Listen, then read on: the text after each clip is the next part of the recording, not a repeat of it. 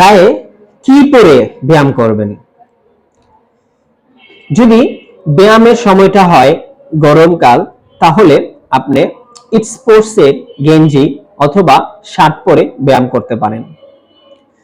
এবং ব্যায়ামের সময়টা যদি হয় শীতকাল, তাহলে আপনি শীত কভার করতে পারে এমন যে জ্যাকেট, সোয়েটার বা গরম কাপড় আছে, সেগুলো পরিধান করে আপনি ব্যায়াম করবেন। এতে করে আপনার কোনো সমস্যা হবে না। ব্যায়াম করার সময় পায়ে অবশ্যই রানিং শু রাখবেন।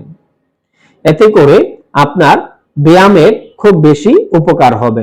রানিং শুতে ব্যবহার করা বাড়তি কুশন আপনাকে বেশি করে রান করতে সহায়তা করবে এবং আপনি উপযুক্ত পরিমাণে, নির্দিষ্ট পরিমাণে ব্যায়াম করতে পারবেন।